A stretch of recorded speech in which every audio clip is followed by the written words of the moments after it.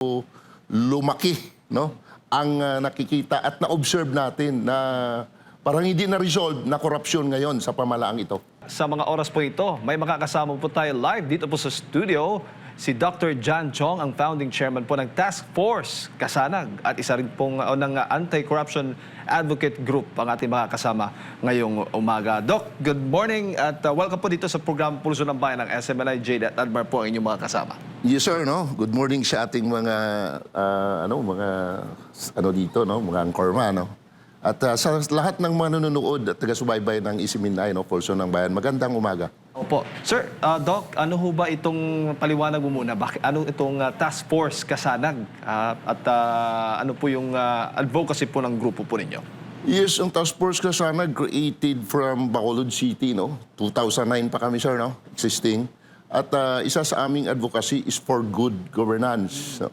So yun ang aming advokasya until now at tuloy-tuloy tayong nag-accept ng mga complaint from different institution para ipaabot sa mga concerned agency. Opo. At gaano ho ba katagal itong grupo po ninyo? Yes, since 2009, umabot na kami ng 17 years this coming July 3, ang aming anniversary. Opo. Speaking of good governance, yan po yung number one pong advocacy po ng grupo po ng Task Force Kasanag. Ano ho ba ang inyong masasabi hinggil nga po dito sa governance, pamamahala ng ating pamahalaan ngayon sa ilalim ng Marcos administration? Ngayon ay nasa ilalim tayo, sa gitna tayo ng krisis, Doc. At siguro marami sigurong mga reklamo kayo natatanggap. Ano bang madalas natatanggap po ninyo ngayon na nakakaranas po tayo ng ganitong krisis? Yes sir, no? Tamang-tama yung katanungan mo kasi this time, no, since 2009, yung aming email ad hindi bababa, no, sa mga more than not less than 30 complaints from different concerned citizens, no, na mostly ng mga reklamo nila is abuse. Umaabuso daw yung mga alleged, yung mga kanilang mga nireklamo, no, from the LGU at yung iba din ay nasa national level ng ating government, no. So itong pinakamarami naming itong panahon na ito, no, pinakamaraming complaint. Kaso naman ang ating ginagawa is nire-review din yan. May mga voluntary legal counsel kami na nire-review muna kasi mahirap mag-confirm, no, na wala tayong matibay na ebidensya. Pero sa issue, napakarami, sir. Tulad po ng anong issue po ito? Yes, number one, corruption, no. Alam naman ng lahat yan, no, na ang corruption sa Pilipinas, kasi ang Task Force Kasanag, panahon pa ni GME kami, no, panahon pa ni GME, no, conferred to the present, no. Sa observation ko lang, in my own observation, no, as good governance is concerned, medyo lumaki, no, ang nakikita at na-observe natin na parang hindi na-resolve na korupsyon ngayon sa pamalaang ito. Oo. Iba-ibang klase yung mga estilo ng korupsyon nagaganap. Doc, sa panig ho ba ng grupo po ninyo, itong mga reklamo pong natatanggap ninyo, anong partikular ho ba ng korupsyon ang nakikita po ninyo, natatanggap po ninyo mula sa mga complainants? Yes sir, no. Number one, yung reklamo nila sa paggastos, no, yung mga karakter or mga ginagawa ng mga nasa gobyerno natin, no, like the mayor, like the congressman, no, at any public servant, no, na nakikita nila parang ang layo sa mga sinasabi nila before na during the campaign, no, ibang pangako at parang hindi nangyayari yung tinatawag good governance. So, yun ang mga reklamo nila. Then may mga reklamo sila na gastos dito, gastos doon, na hindi daw mapaliwanag ng mga nakaupo ngayon kung paano lumaki at tumawak ang gastusin na despite of this crisis, no? Yun ang mga reklamo na nakikita natin from different concerned citizens. Gaano din karami yung mga nakasuhan kaugnay nito sa mga reklamong natatanggap po ninyo? Yes sir, no. Kasi alam naman ng lahat, no, na ang pag-file ng kaso is base sa ebidensya. No, hindi naman tayo pwede mag-file na dahilan sa report or complaint, nire-review din yan. So sa kaso na na-file na natin sa Office of the Ombudsman, no, umabot na sir sa mga 300 cases, more than, no. Yung iba, under review. Ang iba naman is, ano na talaga, may mga conviction na, no? So dumami pa at until now may mga na-receive pa kaming komplento at nire-review din yan ng aming mga voluntary legal counsel. Maging itong issue ng flood control, may natatanggap din ho kayong ganong mga reklamo? Kasi issue yan ngayon, itong anomalya sa paggamit nga ng pondo ng mga flood control projects. Yes, sir. No, so far, 2022 pa kami nag-file ng complaint dyan regarding dyan sa DPWH na yan. No? At lahat na nga, nakasuha namin dyan sa DPWH, even si Secretary Bunuan, ang lahat yan ng mga... Palagay ko lahat, kasi sa basis sa ebidensya, lahat yan involved sa DPWH na transaksyon na yan eh. Maliit man o malaki, hindi yan pwede na may makaligtas dyan sila kasi until now may mga pending case pa kami. No? Prior to the expose ng Presidente before no, na ang flood control ay ganito.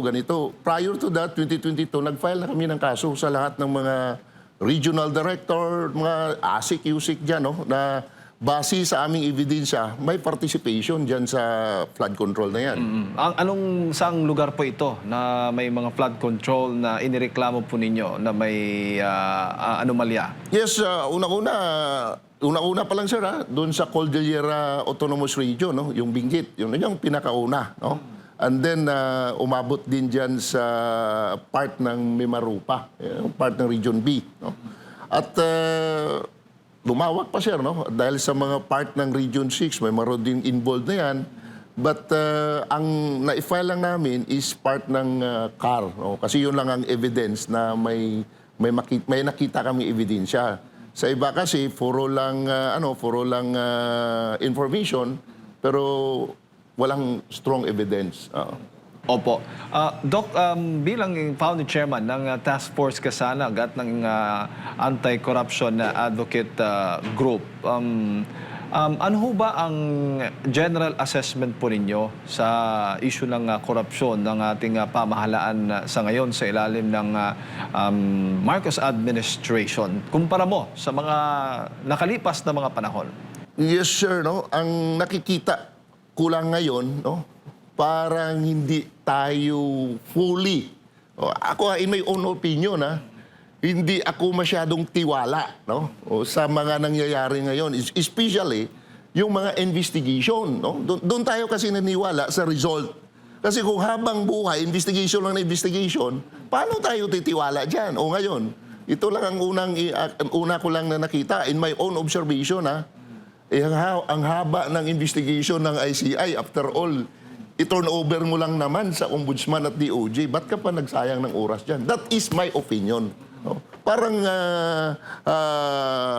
ako, in my own observation, hindi ako masyadong tiwala sa investigation. Ngayon, in my own opinion. Po, at nababanggit nga yung mga pangalan ng mismong Pangulong Bongbong Marcos Jr. na di umano'y nakatanggap din po ng kickback mula po dito sa mga flood control projects na ito. At marami pang mga kongresista na nabanggit po ng mga resource person during sa mga investigasyon na narinig po natin sa Senado at maging sa Kongreso. At maging yung mga witnesses, no? Isama na natin itong mga dating sundalo na nagpakita nga, mga dating security aid ng dating Congressman Zaldico. Yes, sir. Nakakalungkot nga. Ako is my own observation. Nakakalungkot kasi number one, based to the statement of the witnesses, no, yung mga 18 brave Marines natin, nasabi na, even Zaldico nagsabi na, nang involved dito is no other than the President, the ASIC, the USIC, and the rest of the involved sa Cabinet Secretary. Pangalawa, involved din ang legislator. So paano tayo ngayon, at ease, no? Paano tayo ngayon maninigurado na itong investigation ay walang tinatawag na bias. So sa akin na lang panawagan ko, kailangan sovereignty resides of the people. Yun ang balikan natin na basis ng ating konstitusyon. Dapat ang taong bayan ang mananaig at ang busis ng bayan dapat pakinggan nila. Huwag silang pakapalmok, sir. Oo, pero nakikinig ho ba sa feeling po ninyo, sa nararamdaman po ninyo ngayon? Nakikinig ho ba ang gobyerno natin, maging yung mga iba pang mga kinauukulang ahensya na dapat mag-imbestiga, dapat magpanagot doon sa mga responsable po nito? Yes, sir. Ako naniniwala ko na ang ating gobyerno, yung mga tao dyan, ay hindi naman lahat. Maraming matitino na leader. I believe, the task force kasi nag-believe na maraming matitinong leader dyan sa ating gobyerno. Ang problema lang natin, hindi nabigyan ng chance. No? At siguro, hanggang pakinig lang yan. No? Pero we believe, no? And with our prayers, sana magising din ang nakaupo at mga matitino dyan. No? Kaya sabi nila, evil triumph, no? Because good men do nothing. No? So, may kasabihan din, stop complaining and do something. It's about time, no? Wag naman tayong magpaalipin sa mali. Kailangan, kung may tama, ilabas ang what is ang katotohanan, no? Kasi kung ganyan lang palagi ang kultura nating Pilipino, na madala lang tayo sa takot, madala lang tayo sa mga kung anong mga pwede nilang gawin sa atin, ba't wala na tayong karapatan pag gano'n, di ba? Opo. At bago ko ipasa kay Partner Admar, ano ho bang nakikita po ninyong solusyon laban po sa korupsyon sa ating bansa bilang founding chairman nga nitong Task Force Kasanag at ang tinatawag na Anti-Corruption Advocate Group? Yes, sir. No? Ito'y isa sa aking nakikitang solusyon. Sovereignty resides of the people. Taong bayan ang may boses. Hindi sila ang may boses. They are called public servant and they are accountable to the public. Yun lang naman kasimple. Yun lang ang pwede nating solusyonan. Taong bayan ang pakinggan. Sir John, maraming salamat po sa inyong pagkakataon dito. May tanong ko lang po, maituturing nyo na po ba or meron pa ba kayong hinahanap na big fish o ito na ba yung big fish? Ano bang, kasi meron silang sinasabi, may mga malalaking isda na mananagot dito po sa issue ng korupsyon. Ikaw ba'y satisfied dito sa mga sinasabing involved, nababanggit na involved at napapanagot nila ng mga involved? Magandang katanungan, sir. No? Ako hindi pa ko naniniwala na sila lang. No? I think marami pa. Marami pang big fish. No? At kailangan sisiguraduhin ng taong bayan, lalo na sa amin, na yung investigation is fair. Hindi pwedeng one-sided investigation. No? As what I observe, no? Kaduda-dudang may investigation ang lumalabas ngayon. So, hindi ako 100% fully natiwala sa investigation. May marami pang mananagot yan. Hindi biro yan na investigation ang dapat gawin. Speaking of hindi biro, yung involved na pera ng taong bayan, sinasabing umaabot na sa trilyon yung nanakaw. At hindi lang ito sa flood control projects, kundi sa iba pang mga proyekto. Pero ikaw ba'y satisfied na tila nadadivert pa? Tingin mo ba nadadivert na yung issue ngayon? Kasi nandyan na yung issue po ng muling pagtalakay sa issue ng impeachment laban dito sa pangalawang Pangulo.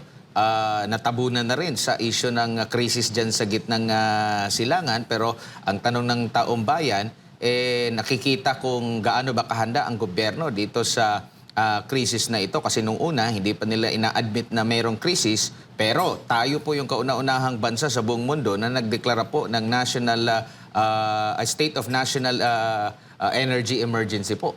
Yes, sir. No? Kung ako tatanungin, no, in my own opinion, nakakalungkot, sir, yung mga nangyari. No? Especially, how can you expect this kind of leader, no? Na hindi mo maintindihan before walang crisis. But after all, naging crisis na. So, nakakalungkot. In my own opinion and observation, nakakalungkot. Kasi hindi mo maintindihan kung ano ba talaga ang kanilang action. Ano ba talaga ang strategic na gagawin. Kasi para sa akin, hindi ko naman sinasabi na mali yung paggawa nila ng investigation dyan sa impeachment. But this is not the right time na gagawin nila yan. Kasi maraming focus ang dapat gawin ng bansa natin. Baka sila lang enjoy dyan. Baka ginagamit lang ng taong bayan daw for this impeachment. Ako wala akong pakialam kung sino man ang maging presidente dyan. Dahil susunod lang kami kung sino ang maging presidente. Pero ang point natin dito, may problema ang bansa. Nandito tayo ngayon sa crisis sa petroleum. Ba't inuuna pa yung impeachment dyan? Sino nag-i-enjoy? Parang sila lang yata . Kahit ako ngayon magtipon-tipon tayo at magkaroon tayo ng magbutuhan tayo kung talaga bang ituloy ang investment para sa akin, talo sila dyan eh. Hindi yan ang concern ng problema. Ba't nila pinupokus yung problema sa mga Duterte? Hindi naman problema ang Duterte. Ako naniwala ko, hindi sila problema. Eh, ang laki-laki ng mga problema dyan na harapin natin. Kung gusto nila ng fair justice, i-challenge natin lahat ng congressman. Imbestigahan si President. Imbestigahan lahat. Payag tayo lahat yan. Lahat sila imbestigahan. Lahat naman sila may confidential fund eh. Bakit matitino bang mga congressman na yan? Naku, tanong natin sa taong bayan. Ha? Hindi ako makakasagot pero siguraduhin ko, itanong natin sa taong bayan ko yung mga nag-iimbestiga dyan sa congressman. Matitino ba sila? Malilinis ba sila? Eh kung malinis sila, di maganda. Opo, at napag-uusapan nga itong pagiging patas sa investigasyon. Bago pa man itong krisis, no, sa gitnang silangan na nadagdagan ang pasanin ng ating bansa ngayon, marami pong mga ahensya rin ng gobyerno na may question na kung susundin yung kanilang pag-question doon sa Pangalawang Pangulo, sa opisina ng Pangalawang Pangulo, tila hindi nagiging patas. Halimbawa po, si Congressman Mike Defensor, sa kanya pong, former Congressman Mike Defensor, sa kanya pong Facebook page, inilaan talaga niya, meron siyang sinasabi rito na araw-araw siya na maglalabas ng mga information sa COA, no? COA report, ng mga COA report. Kasi dito pinagbasehan ng mga kritiko ng Pangalawang Pangulo yung kanilang pag-question, no? Kaya nga umabot sa punto ng impeachment. Pero meron siya dito na inilabas ng mga COA report na tila, hindi lang tila, mas malaki pa na pera na pinag-uusapan. Halimbawa lang po, last March 23, naglabas po ng hugot ito mula sa COA report, no? Yung Department of Energy, merong 199 million na disallowances, meron ding 186.7 billion pesos na charges na kailangang isettle o i-account. So, tanong din ito, bakit hindi nagkaroon ng kahalintulad na matinding investigasyon? Meron ding report sa DPWH, merong 14.9 billion pesos na suspension, disallowance na bilyong-bilyong piso rin ito, 17 billion pesos ito. Wala rin tayong mga narinig. Meron pa siyang inireport, pinost dito, report mula sa COA na umaabot din po sa 100 or mga billions of pesos din ito, no? Pero hindi rin nakita natin na hindi kagaya dito sa pagbusisi nila sa Pangalawang Pangulo po, Ginang Jan. Yes sir, kulang pa. Meron pa kang DOH dyan eh. Oh, yun nga po. Tatanungin ko, pati nga DepEd, sinusulatan ko dyan eh. Yung litli nga, mga tinga National Irrigation, pinafile na din natin. No? Ay nako, ba't inuna mong maliit? Kung fair ang gusto nyo, wala tayong kontra dyan. I-impeach nyo. Walang problema yan. Pero dapat patas. Kasi nakikita lang taong bayan, hindi na office ni Vice President lang may problema dyan. Halos karamihan ng mga agencies of government may problema sa kuwa. Yan ang katanungan. So kung gusto lang natin ng fair, dapat patas. Hindi yung parang single out nyo. No? Nakakalungkot kasi parang i-consider natin na parang personal. Oo. Nakakalungkot yan. Kala nyo natuwa ang taong bayan. Baka kayo lang natuwa. Baka sila lang, nakatuwaan sila dyan. Klaro naman siya rin na napakaliwanag. Kahit batang maliit, alam yung mga interest ng mga dyan, yung mga sumasang-ayon dyan. Opo, panghuli na lang mula sa akin po, sir, no? Itong mga nabubulgar na mga pera na sinasabing napaghahatian ng mga korap, sa tingin nyo po, sa panahon ngayon ng krisis, gaano na kalaki ang tulong nito sa panahon yan? Naku, sir, mahirap sagutin, no? Pero sa aking observation, nakakalungkot talaga, no? Para bang nasistress ka sa situation natin ngayon. Kaya nga ako, ang panawagan ko sa taong bayan, aware naman kayo, no? Atin yan, pera natin yan. Ultimo, paglabas mo ng bahay mo, magbayad ka kung anong bayaran dyan, may tax yan. Hindi nila pera yan, sir. Pera nating lahat ng mga Pilipino. Ngayon, parang sila na ang tinatawag na king dyan. And remind them na that is not your kingdom.